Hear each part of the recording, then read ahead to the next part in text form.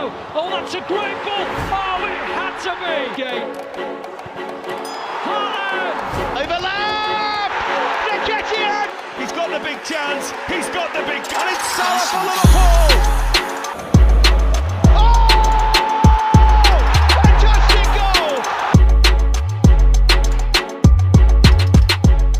Awards for the 2022-23 season at PST. We released them this week, so let's discuss them. I'm sure everybody in the comments section will agree 110% with everything that we're going to say here. With my picks, not yours, mine. Yeah, exactly, of course. Sorry, that goes without saying. You are a football genius, of course. But let's start with our starting line, our best 11, our best lineups from this season. So who have you gone for? And what is the formation you've gone for as well? Tell us a little bit about your reasoning. I'm just going for a little bit of a 4-3-3 here. It gives you a balanced spread of players kind of on all three lines. In goal, I went with David Raya from Brentford. I think that you have to reward a club the size of Brentford anytime they finish in the top half, I think, of goals conceded this season. He's been fantastic, and he's a big part of the way that they play as well. And it's just so easy to go for Ederson every single season. So I went for David Raya. I actually mixed it up a lot on the back line. Not really any of the big teams back there. I think we're in an era now where the big teams defend so much through possession and attacking and having the ball, and it's not really the defenders that are asked to do a lot of it. And so I've got defenders from a lot of kind of lesser teams. I've got Kieran Trippier at right back, and obviously Newcastle qualified for Champions League. This is kind of the era of the fullback right now, where they become almost central midfielders and just much more than just a wide defender and crosser of the ball. And he was hugely impactful for them this season, getting into the Champions League next season. I went for Manuel Akanji at Manchester City as the one kind of big club defender. His impact when he came in, it was seamless, and it was so quick the way that he fit into that team. This one will shock you. Ben Mee, and picked up on a free transfer last summer at Brentford again. But again, you have a club like Brentford that has an identity and a style of play, and can identify talent that fits the way that Ben Mee fit into that team. It was exactly what they needed. He's been fantastic this season. And I went for Fabian Schär as well, Newcastle. 32 goals conceded this season, the exact same number as Manchester City. You have to reward that as well, I think. And then it gets a little bit more, what you'd expect. Bruno Guimaraes, I've got in midfield. Kevin De Bruyne, Martin Odegaard. And then up top, it's Bukayo Saka, Erling Haaland, of course, and then Harry Kane as well. So it's a little bit to be expected up top, but, there's so many incredible attackers to pick from in the Premier League. I feel like we should do a second team and a third team and maybe a fourth team next year, because that would be the really fun exercise. I have one issue with your team. Who's playing left back in that back four? Yeah, Kieran Trippier is going to probably shift over and play left back. He can do that. Obviously, it's not his greatest strength, but I did think about that. And I'm glad that you tried to call me out for that.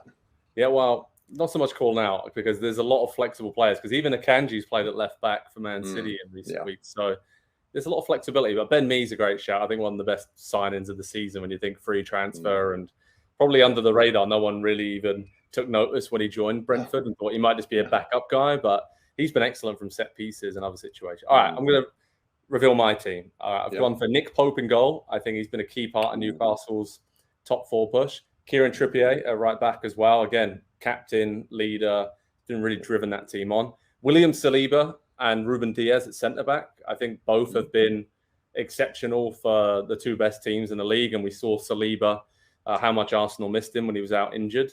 And then I went for Luke Shaw at left back. There was not many left back options, but I thought he's had a really good season. He's even been asked to play at centre back at times, given some injuries back there.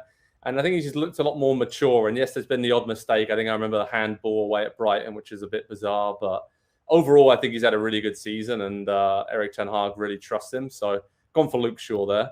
Midfield three, similar to yours. I've gone with Kevin De Bruyne, Martin Odegaard, and I put Rodri in there as well. I think he's had an exceptional season holding midfield. And then front three, I couldn't quite figure out how to fit them in the best formation, but I've gone for a 4-3-2-1, and my two underneath the central striker is Bukayo Saka and Harry Kane. I just had to get a way to get both of those players in there.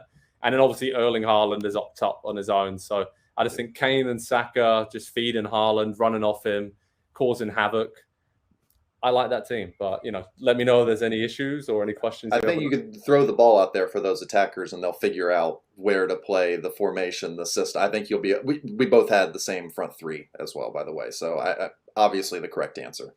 Obviously. If we look at some of the other awards we dished out, then obviously Player of the Year, easy one, right? Erling Haaland. We both went with that. Just breaking the Premier League goal record. He's a machine. I don't think there's any arguments there. Young Player of the Year. Who'd you go for, Andy?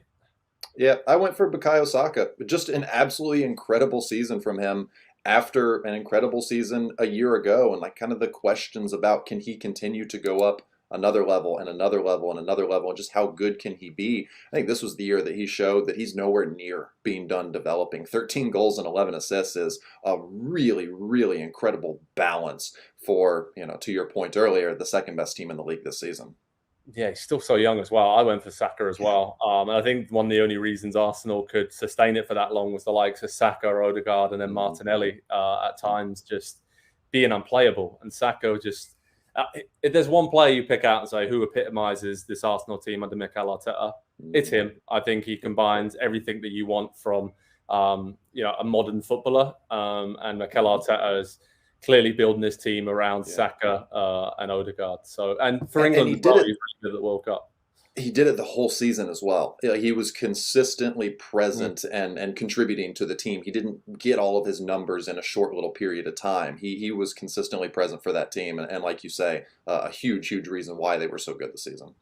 And by the way, I'm pretty sure I picked him as my player of the season before the season started. So I'm just, giving myself a bit of a pat on the back there. Manager of the year, who did you go with?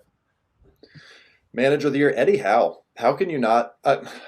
Gary O'Neill, I think, should probably get some consideration for pulling Bournemouth up the way that he did. But Eddie Howe, so far ahead of schedule, and it's very easy to forget because of the money that's now involved with Newcastle. He took over, not so long ago, a very, very serious relegation candidate at Newcastle, and the next season put them into the Champions League. I don't know how you don't pick that guy for Manager of the Year, unless you say, well, Pep Guardiola wins the title once again. But that's boring. Don't say that, Joe. I'm not going to say that, but he is really good as well. So I think he is the best manager in the Premier League and probably the world. We should name the award after him, the Pep Guardiola Manager of the Year, so that we honor him when it's given out, but we don't have to give it to him. Yeah, that's true.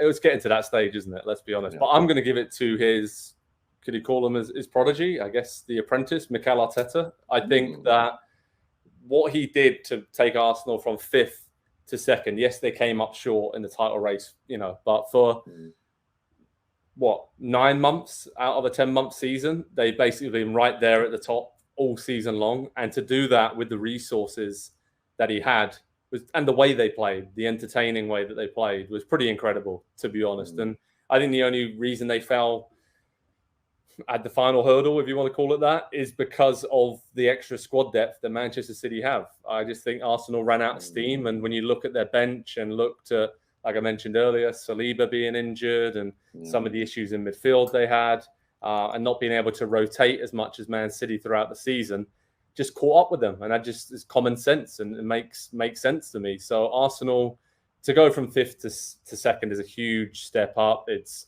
Champions League football next season for the first time in a long time for the Gunners, and they will be the youngest team in the Premier League next season as well. Still, so to do that and have a clear identity and philosophy, he's made a couple of weird decisions down the stretch, maybe, but I don't know in all seriousness how much difference that would have made in the title race when all is said and done. So I think he made a lot of better decisions. If even you think about bringing on someone like Reece Nelson to score the winner late against Bournemouth and all these little changes throughout the season that just kept Arsenal in the hunt, I have to go for Mikel Arteta. So there's other good candidates across the league. Thomas Frank, you mentioned Gary O'Neill, Marco Silva's done a great job at Fulham.